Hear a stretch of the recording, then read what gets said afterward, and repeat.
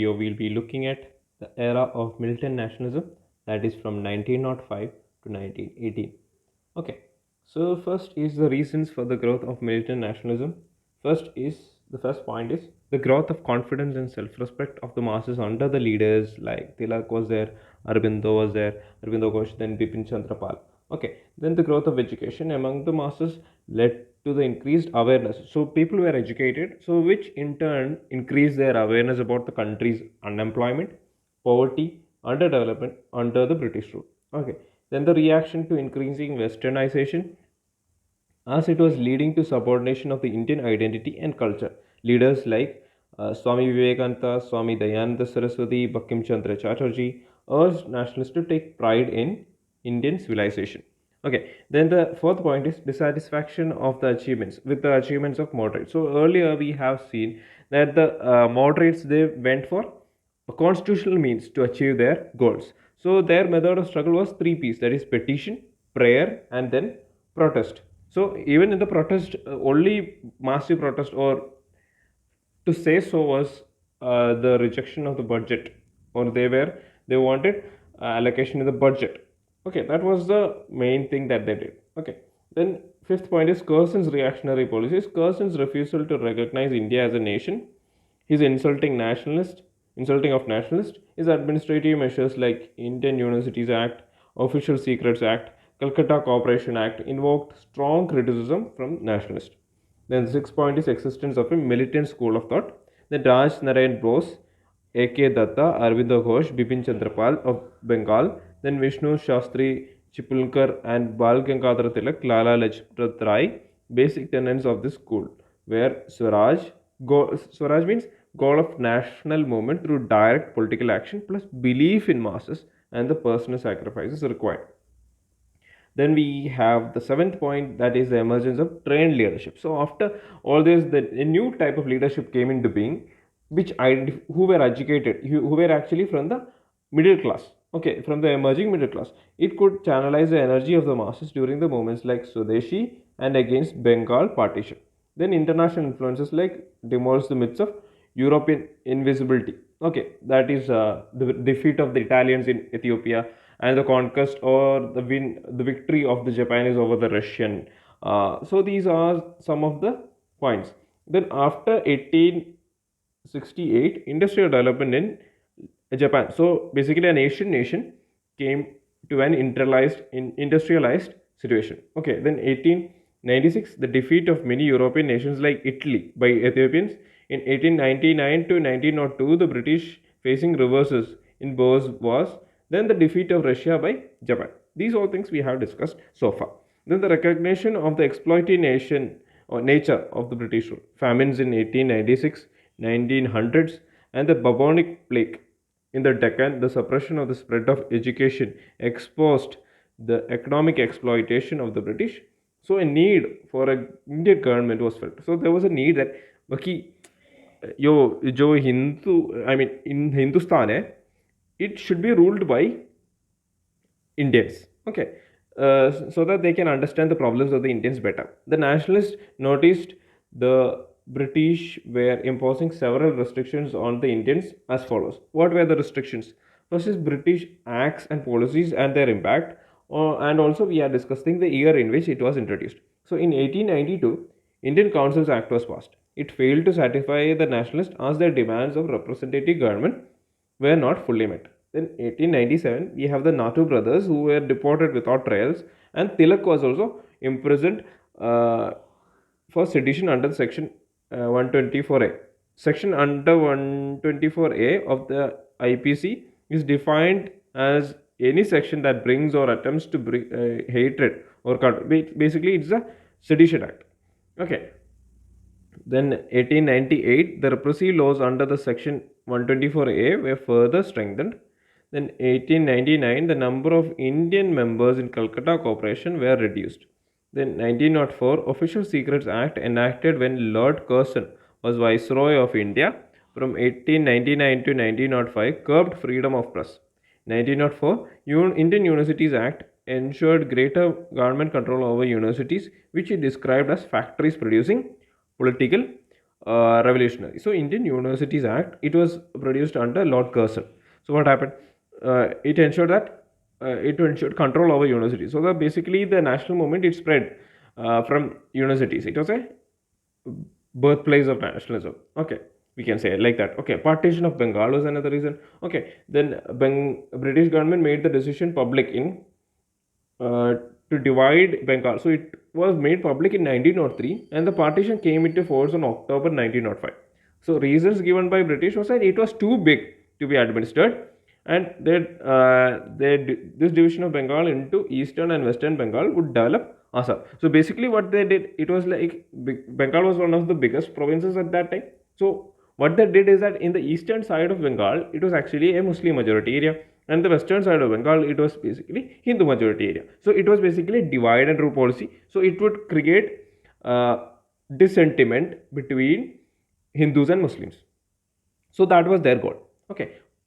Even though they said that it was easy for their administration. So moderates started anti-partition campaigns. So leaders associated was Surendranath Banerjee, K.K. Mitra, uh, Prithvish Chandra Ray. Newspapers associated was Hitabadi, then Sanjeevani Bengali. Okay, Swadeshi and boycott movements. There were mass movements to oppose the Bengal partition. The movement later spread to other parts of the country. Formal proclamation of the Swadeshi movement was on 7th August 1905 at the Calcutta Town Hall with the passage of the boycott resolution. Then the partition came into force on October 16, 1905. Okay, so areas and their leaders. So how was the movement organized? In Pune and Bombay, Bal Gangadhar Tilak was there. And in Punjab, we have Lala Lajpat Rai and Ajit Singh. In Delhi, we have Syed Haidar Rasa and also Madras Chidambaram Pillai. Okay, we are looking at different sessions associated with it. In 1905, we had the Benares session. Gokhale was the president. Moderates and extremists difference came up. More extremists wanted to extend the government outside Bengal, the movement outside Bengal, and include. So basically, in Swadeshi movement, they focused only, the INC basically focused it only on Bengal, but the extremists inside the INC wanted the movement as a pan-India movement. Okay, and include all forms of association within the boycotts. Moderates didn't want that. Okay, stance was contempt partition, supported anti-partition and Swadeshi movement. Okay, in 1906 we have the Calcutta session. The president of Calcutta session was Dadabhai Naoroji. Extremists wanted either Tilak or Lajpat Rai as president.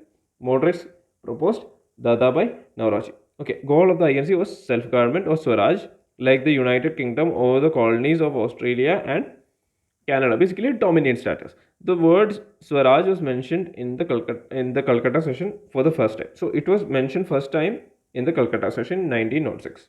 Okay, that is an important point. In 1907, in Surat, what happens? Both these sessions, there was the demands of the extremists were not met. So what happened? They clashed. Extremists and moderates wo jagda ho gaya. Okay, they basically went head on. Okay, there was a violent clash between them. So Surat split happened. Rash Bihari Ghosh was the president. So what was the stance? The extremists wanted either Tilak or Lajpat Rai. Basically the same as the Calcutta session. Their demand was Tilak or Lajpat Rai as a president. What happened? Moderates, they proposed Rash Bihari Ghosh.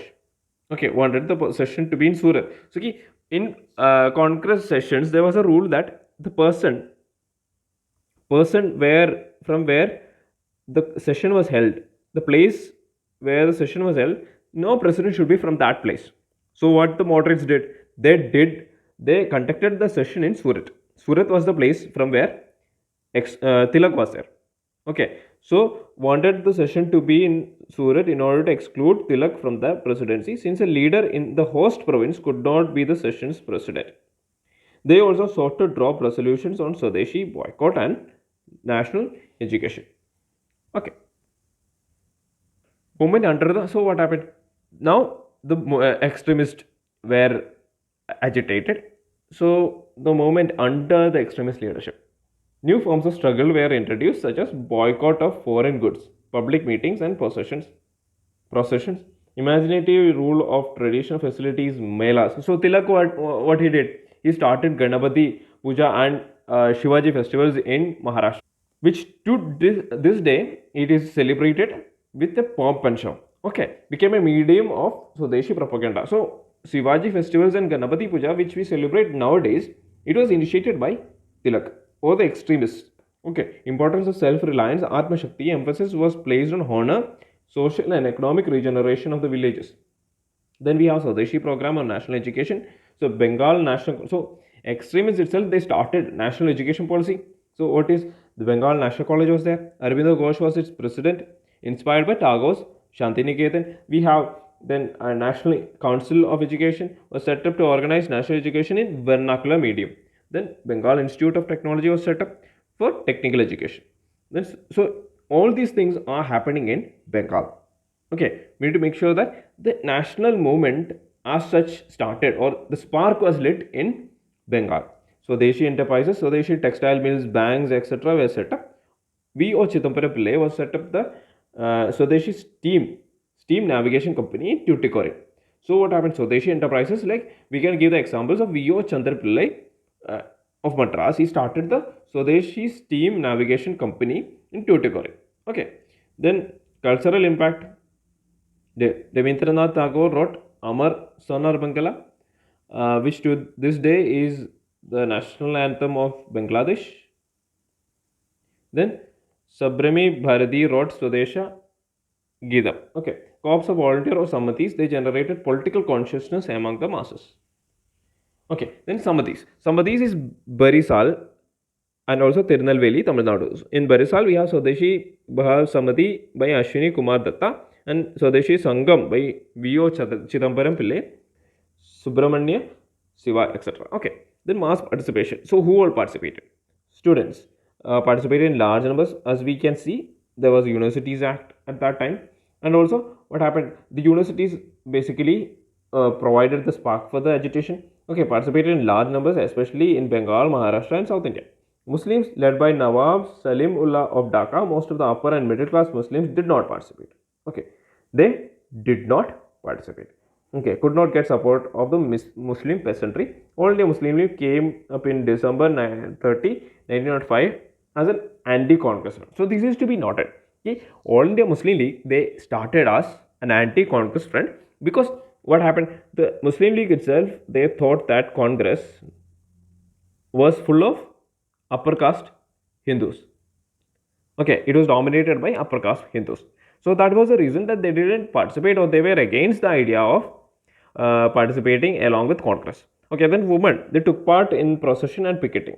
Okay, then labor strikes were organized in Bengal, Punjab and Tamil Nadu. Okay, then what happened? What was the action, or what was the response of the government? Government repression. British government followed the carrot and stick policy.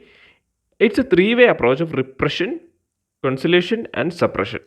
Okay, 5 new laws are brought to curb anti-government activity: Seditious Meetings Act of 1907, Criminal Law Amendment Act of 1908, Indian Newspapers Act of 1908, Explosive Substances Act of 1908, Indian Press Act of 1910. Okay, Tilak was tried for sedition. So, what was the reason, or why was he tried for sedition in 1909? For his writings in Kesari about the bomb throwal by Bengal revolutionaries in Muzaffarpur, sent to Mantle jail for 6 years, released in 1960. Aurobindo and B.C. Pal retired from politics, and Lajpat Rai, he left for abroad. Then Indian Councils Act of 1909, that is basically Parliamentary reforms. Okay, introduced separate electorates for Muslims. So basically divide and rule policy to divide people in communal lines. One intended to be appointed as Viceroy's council. So he was Satyendra Sinha. Okay. Then Central Legislative Council increased from 16 to 60 members, not uniform in case of province, can discuss budget, matters of public interest and move resolutions. They could also ask supplementary questions. Indians were given membership to the Imperial Legislative Council for the first time. Then annulment of the partition's idea was removed. Okay, it was removed in 1911. It was done mainly to curb the rising revolutionary extremism or terrorism. Muslim political elite were disappointed. So Muslims, they were actually happy that there was a partition, and they thought they could have a province for the Muslims. Okay, they were disappointed by this move. So to make them happy, what happened? The capital was shifted to Delhi in 1911 Assam was made a separate province. Bihar and Orissa were separated from Bengal. Okay, after Swadeshi, and so we can see how vast was the territory of Bengal at that time. Okay, it included Assam, Bihar, and Orissa also. Okay, after Swadeshi and boycott movements, it became clear to the moderates that moderates had outlived their utility and their so basically what happened, their policies of three P's: petition, protest, and prayer, it could not work. Okay, so now we will see the differences between the extremists and the moderates. The social base of the moderates was zamindars and upper middle class people, but in the case of extremists, it was educated middle class and the lower middle class. Okay, ideology: Western liberal thought and European history was the ideology of the moderates, but in the case of extremists, it was Indian history, culture, and heritage. Then believed in England's providential mission in India, great faith in the British sense of justice and fair play, then the connection with British beneficial, and they were loyal to the crown, and the movement should be limited to middle class intelligentsia and didn't believe in masses. Okay, while when we come to the extremist beliefs, they did not believe in England's providential mission in India. They believed in self-reliance as a weapon against domination and recognized exploitative nature of British unworthy of loyalty and believed in masses. Okay, but moderates, they didn't believe in the masses. So what were their demands? So moderates demanded constitutional reforms and self-government. On the other hand, the Swarajas, they demanded Swaraj. Okay, or the extremists, they demanded Swaraj. Then the methods: use of constitutional petitions like three P's: prayers, petitions, persuasion. Okay, and in the case of extremists, it was they did not hesitate to use extra constitutional methods like boycott, passive resistance, etc. Then the contributions of both these groups, as moderates, they contributed economic critique of British imperialism, like the theory of wealth, drain of wealth theory, poverty and unrule in India. Then we have constitutional reforms: repealing the Arms Act of 1878, increasing spending on education of Indians, and campaign for general administrative reforms and the defense of civil rights. Okay, when we come to the extremist side, we have demand for Swaraj, contributing to mass movements, spread of nationalist education, support for revolutionary movements, encourage cooperative organizations, setting relief fund for families. Then leaders was A.O. Huyum, W.C. Banerjee, Dadabhai Nauroji, then Gopal Krishna Gokhale, Lala Lajpat Rai, Bal Gangadhar Tilak, Bipin Chandrapal, and Arvind Ghosh was the leaders from the extremist side. Okay, basically Lal Bal Pal. Okay, and also Arvind Ghosh. They were the extremist leaders. So I hope today's lecture about extremist and moderates, and also the national movement or the revolutionary national movement, was productive for you guys. So until next time we meet again, God bless you all. Jai Hind.